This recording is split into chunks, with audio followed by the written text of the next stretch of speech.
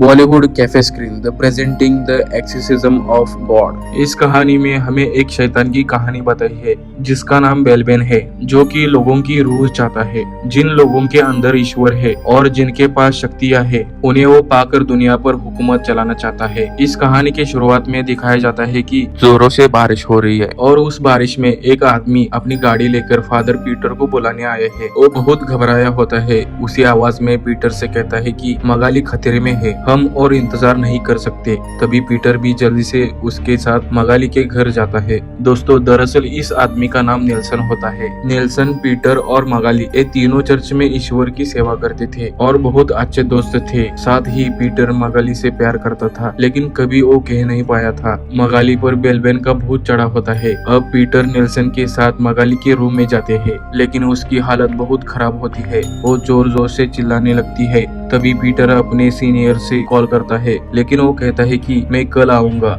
लेकिन तब तक मगाली को इस हालत में छोड़ना बहुत घातक था, इसलिए पीटर सबको बाहर भेजता है और कैमरा सेट करके मंत्र बोलने लगता है। लेकिन बेलबेन को पता था कि पीटर मगाली से प्यार करता है और इसी बात का फायदा उठा के बेलबेन मगाली के जरिए से फादर को सीड्यूस करने लगता है। लेकिन फादर खुद को कंट्रोल करके मंत्र बोलना शुरू करते हैं। तभी वो बोलता है कि मैं ये शरीर तब तक छोड़ूंगा नहीं जब तक मेरी प्यास बुझेगी नहीं। इतना बोल के मगाली बेहोश हो जाती है। लेकिन तभी वो शैतान पीटर के शरीर में चला जाता है और उसे वश में करके उसके साथ सेक्स करता है। इसके बाद कहानी आगे बढ़ती है और हमें दिखाया जाता है कि एक जेल है और वहाँ की जेलर कैदियों को खाना दे रहा है। लेकिन तभी वहाँ की एक कैदी उस जेलर की उंगलियां काट लेती है। दूसरी ओर हमें फिर से पीटर को दिखाया जाता है, जो आज भी अपनी पुरानी गलती को लेके शर्मिंदा है। अब वो अनाथ बच्चों की मदद करता है, उनके साथ रहता है। वहाँ के कुछ बच्चों को अजीब सी बीमारी होती है, लेकिन उसका ट्रीटमेंट करने के लिए फादर पीटर के पास पैसे नहीं है। अनफॉर्चुनेटली उसमें से एक बच्चा मर जाता है। अब फादर पीटर और उनके पुराने दोस्त नेल्सन कुछ बात कर रहे हैं। फादर पीटर कहता है कि मेरी गलतियों की वजह से इन अनाथ बच्चों को तकलीफ हो रही है।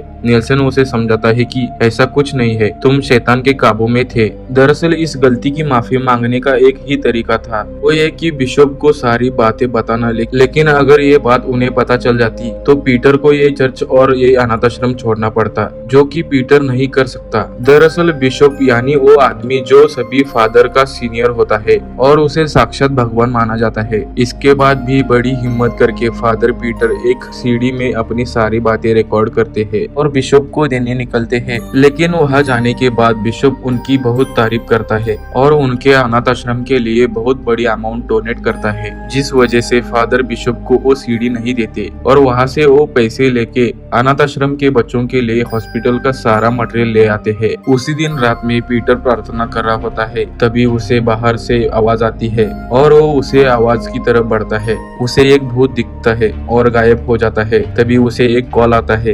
एक कॉल उसे जेल से आया था। अगले दिन सुबह वो जेल जाता है। वहाँ का जेलर फादर पीटर को पूरी बात बताता है, जिसे सुनकर पीटर उस लड़की से मिलने जाते हैं। उसे पूछते हैं कि तुम कौन हो? तभी वो कहती है कि हम एक दूसरे को जानते हैं फादर। उस शैतान ने उस लड़की की हालत बहुत बुरी की है। अब वो लड़की भी वैसे ही करने लगती है जैसे मगाली ने कुछ साल पहले ही किया था, जब उस पर बेलबेन नाम का शैतान का प्रभाव था। ये देखकर पीटर समझ जाता है कि ये बेलबेन ही है और वहाँ से बाहर आता है। बाहर आते ही उसे वहाँ पर मगाली दिखती है और वो कहती है कि जो अंदर है वो तुम्हारी ही बेटी है। ये जानकर पीटर बहुत ही नर्वस हो जाता है। मगाली अपनी बेटी की जान बचाने के लिए रिक्वेस्ट करती है और इसलिए पीटर दूसरे दिन बिशप से मिलने जाते हैं और कहते हैं कि उस लड़की की हालत बहुत खराब है, हमें उसे बचाना चाहिए। बिशप मान जाते हैं और पीटर को इजाजत देते हैं। अब उस शैतान को हराने के लिए पीटर अपने सीनियर फादर माइकल की मदद लेते हैं और उन्हें लंदन से मैक्सिको बुलाते हैं। तभी माइकल पीटर से पूछते हैं कि जब मगाली पर बेलबेन का वशीकरण था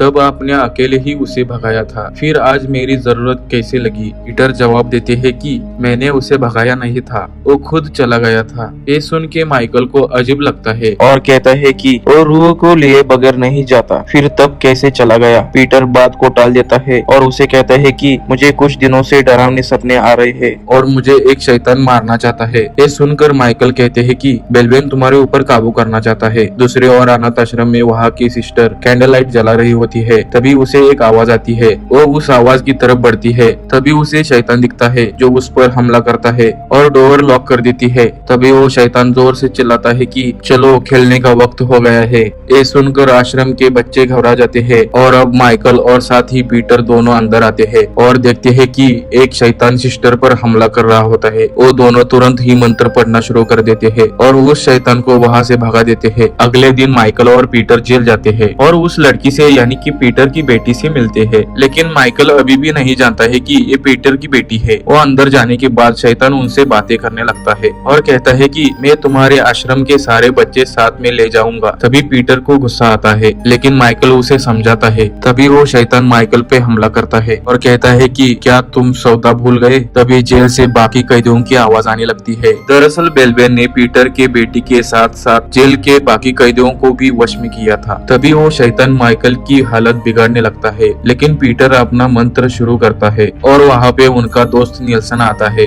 और शैतान के गर्दन पे इंजेक्शन घुसाता है जिस वजह से वो बेहोश हो जाती है और माइकल, पीटर, निल्सन तीनों वहाँ से निकलते हैं। माइकल वहाँ के जेलर से कहते हैं कि यहाँ से सारे कैदियों को हटाओ लेकिन वो मना कर देते हैं और कहता है कि मैं सरकार के नियम नहीं तोड़ सकता। तभी पीटर का दोस्त कहता है कि मैं उन सबको बेहोश कर सकता हूँ। अब निल्सन सबको इंजेक्शन लगा के बेहोश कर देता है और माइकल पीटर से कहता है कि किसी भी कीमत पर शैतान की बातों में मत आना और ये याद रखो कि ईश्वर हमारे साथ है। अब पीटर फिर से मगली से मिलता है और कहता है कि मैं उसे बचा लूंगा। अगले दिन माइकल, निल्सन और पीटर फिर से जेल जाते हैं। निल्सन सबको इंजेक्शन लगाने वाला होता है। तभी पीछे से कोई आके उसके हाथ से इंजेक्शन गिराता है। ये देखकर निल्सन घबरा के पीछे मुड़ता है। तभी उसके सामने बहुत शैतान आते हैं, उस पर हमला करते हैं। उनसे बच के वो पीटर के पास आता है लेकिन तब तक देर हो चुकी होती है और पीटर के सामने ही निल्सन की मौत हो जाती है। इसके बाद वो सारे शैतान माइकल पे हमला करने लगते हैं। तभी माइकल मंत्र पढ़ना शुरू कर देता है। पीटर भी मंत्र पढ़ने लगता है लेकिन उनके मंत्र का कोई असर नहीं होता। अब माइकल की हालत बिगड़ने लगती है और दोनों वहाँ से बच के निकलते हैं और माइकल गुस्से से पीटर से पूछता है कि आखिर तुमने ऐसा कौन सा पाप किया है जिस वजह से तुम्हारे मंत्र काम नहीं कर रहे हैं। अब पीटर माइकल को सारी बातें बताता है और कहता है अब सिर्फ तुम ही बेलबेन का मुकाबला कर सकते हो। तभी माइकल भी अपने जीवन का एक सत्य बताता है। जब पहली बार बेलबेन को एक शरीर से निकालने गया था भी बेलबेन ने उसकी सारी शक्तियाँ छीन ली थी क्योंकि बेलबेन ने छोटे बच्चों की जान लेने की धमकी दी थी और इस वजह से माइकल ने अपनी सारी शक्तियाँ बेलबेन को दी थी। इतना बोल के माइकल नीचे गिर जाता है और उसकी मौत हो जाती है। इसके बाद अब पीटर अपने मोबाइल पे वीडियो रिकॉर्डिंग शुरू कर देता है और वीडियो बनाता है जिसमें वो अपनी गलतियों के बारे में बताता है और ईश्वर से माफी मांगता है और पीटर ये वीडियो बिशप को भेजता है। अब वो बाहर जाते हैं और उन्हें वो शैतान दिखता है